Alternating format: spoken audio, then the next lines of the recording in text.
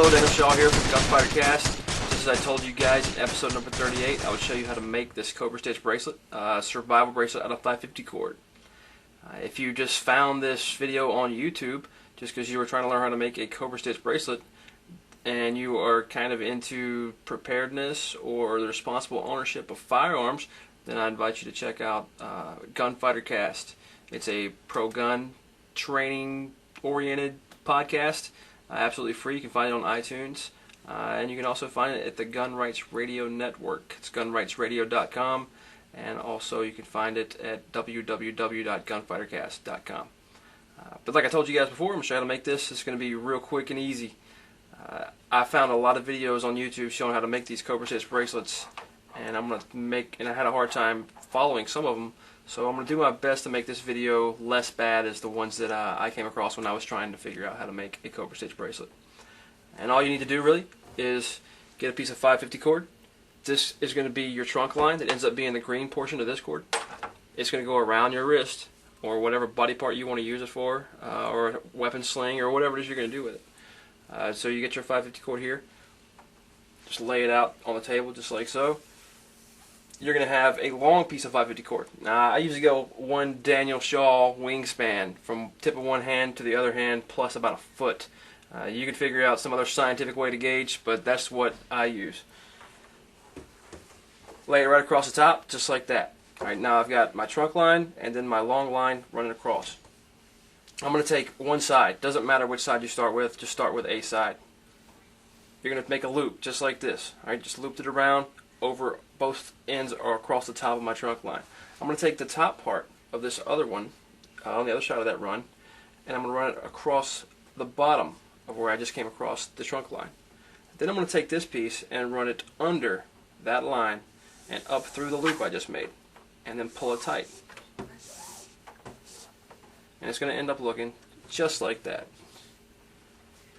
Now, from this side, it doesn't look like it's going to be this quite yet. However, what I do to make it easy on me to tell which side I'm going through or whatever, I flip it over just like that right there. So now it's already beginning to look like a Cobra Stitch bracelet.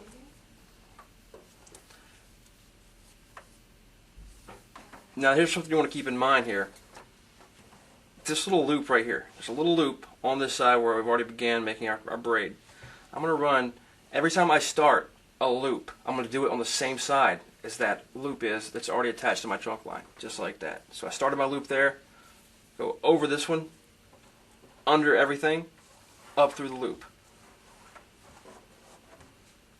Same thing, my loop's on this side, start my loop over here, and I'm just going to alternate back and forth.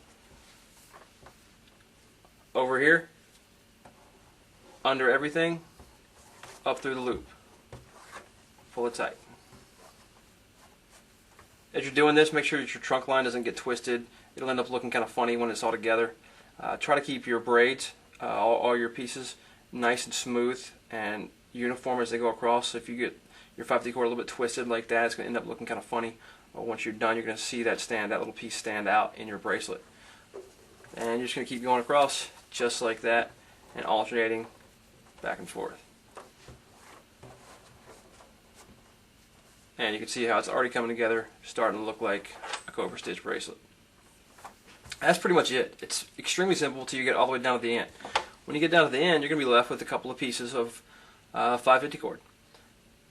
Just these little strands here, they may be a couple inches long, whatever. You want to make sure you leave enough inches, enough length, I guess, to tie a quick little square knot on the end or something on the end. If you can tie a big overhand or just somehow a big overhand, if you can tie an overhand or whatever you can tie on the end that just doesn't go through your closure, but it's really going to depend on your closure. I use 5 yen pieces because I'm here in Japan. These are really easy to come across, and I find that a single overhand doesn't quite work for me. Even if I tie both pieces together, it doesn't quite work. If I burn them afterwards, it stays in there pretty well, but if I pull it really hard, I could get it out of there. I've been using a square knot, and then I burn the ends, and then I burn the knot itself a little bit so it kind of molds to itself. And that's what I use for the closure, 5 yen piece. You can use anything you want, basically. You put a hole in a challenge coin, put a hole in a quarter, defacing government property or whatever, that's backed up by fake money. But anyway, you can also use Kydex if you want to. I've been experimenting making things out of Kydex lately. This is one of the sheaths I made for a seatbelt cutter, and you can make little round discs or whatever you want to do with the Kydex right there, and use it as a closure if you're into the Kydex thing. So a lot of options out there. It's going to end up looking just like this right here, and I still need to burn the ends on this one, but I haven't. And you can see this is just beginnings of a granny knot, and that's all it is, and it's kind of working for me, a little experiment. And that's pretty much what we got, just like that. You're going to put it on your wrist, tighten the closure through the loop, just like that. And you can actually pull these tight. You can adjust the tightness of that loop around there. So now it ends up getting nice and tight. That thing's not going to come off.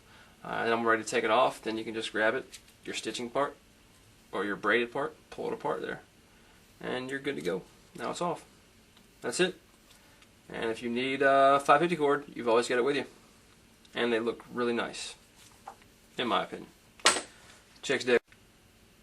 But that's pretty much it for making a Cobra stitch bracelet. Really easy, nothing to it. Doesn't take a rocket surgeon to do. It's something quick. And you can do it with any type of rope. So go have fun making your Cobra stitch bracelets. And until next time, Gunfighter Cast out.